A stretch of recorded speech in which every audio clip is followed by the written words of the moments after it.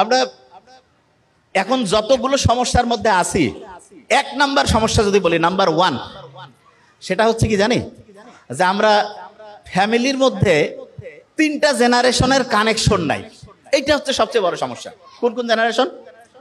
আব্বা আম্মার সাধারণভাবে বাবা মা যেটা থাকে, ওনার ছেলে মেয়ে, আর ওনার উপরে হচ্ছে দাদা দাদি। তার মানে দাদা দাদি বা নানা নানি, মা বাবা, সন্তান, 3টা জেনারেশন একসাথে থাকার কথা। 3টা জেনারেশনের একটার সাথে আরেকটা ঠিকভাবে কানেকশন না হওয়ার কারণে যতগুলো প্রবলেম এখানে আমার কাছে আসছে, সবগুলো প্রবলেম দেখলাম এই একটা জায়গাতে এর সমাধান আছে। জাস্ট একটা জায়গা। এবং সেই সমাধানটা আমরা আজকে ইনশাআল্লাহ খুব দ্রুত করে ফেলতে পারবো। তো এটা কিভাবে করব সেটা একটা বলি।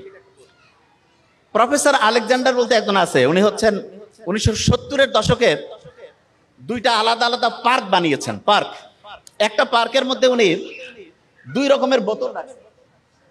2 রকম বোতল ধরবো, কিন্তু আমি দেখতেছি খোসর মসর কে করতে, আমি ধরবো একটু পরে। 2 রকম বোতল আছে। একটা বোতলের মধ্যে মরফিন দেওয়া হয়েছে, মরফিন। আরেক রকমের বোতলের মধ্যে শুধু পানি, কোনো কিছু নাই। সবগুলো ইঁদুরকে এরকম বিভিন্ন 2 টাইপের বোতল ছেড়ে দিয়েছে, আর ইঁদুরগুলো আছে। কিন্তু ভয়ঙ্কর ব্যাপার হচ্ছে সবগুলো ইঁদুর মরফিন যুক্ত যে পানি আছে সেটা খাচ্ছে। মরফিন মানে বুঝছি তো, নেশা। 200% ডোপামিন ঘরনায়, ভয়ঙ্কর খারাপ। তা সবাই চিন্তা করতেছে, তাইলে নেশা জাতীয় জিনিস শুধু মানুষ না, ইঁদুরও পছন্দ করে, ও খাইতে চায়। তা আলেকজান্ডার, প্রফেসর আলেকজান্ডার যিনি, উনি চিন্তা করতেছে ইঁদুর সবগুলোই দেখা যাচ্ছে মরফিন যুক্ত পানি খাচ্ছে, আচ্ছা দেখি তো একটু এক্সপেরিমেন্ট একটু চেঞ্জ করি, কি করব। আরেকটা উনি পার্ক বানিয়েছে যেখানে এইরকম 2 রকমের হচ্ছে পানির কৌটা রাখছে। এক জায়গায় আছে মরফিন মিশানো পানি, আরেক জায়গায় এমনি।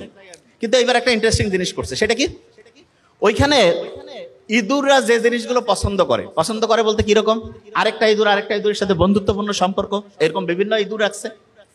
এবং ওইখানে হচ্ছে মূলত র্যাট, তারা যা পছন্দ করে, তাদের পূর্বপুরুষ, তার পরের পুরুষ, এরকম বিভিন্ন রকমের হচ্ছে ইঁদুরের বংশধরকে বিভিন্ন রকম করে কমিউনিটি, একটা সোসাইটির মতো তৈরি করে দিয়েছে।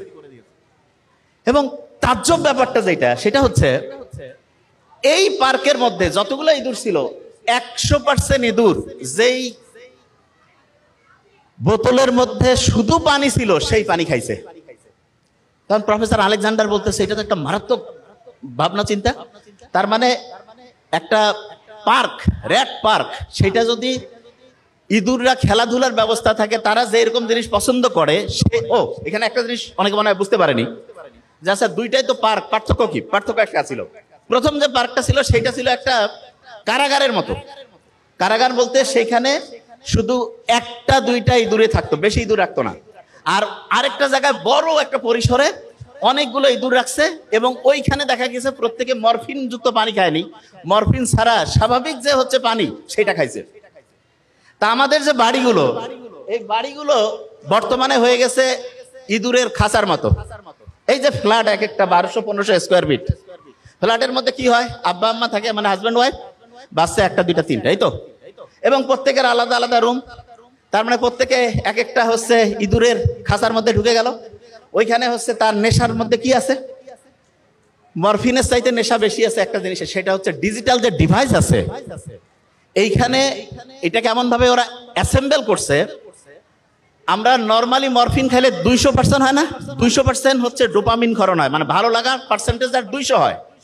আর কেউ যদি মোবাইলের মধ্যে ধরা যাক কোনো ফেসবুকিং করতেছে, কোনো হচ্ছে যে গেম খেলতেছে, তারপরে ধরা যাক কোনো অশ্লীল কোনো জায়গায় যাচ্ছে, তাহলে 250% পর্যন্ত ডোপামিন ক্ষরণ হয়।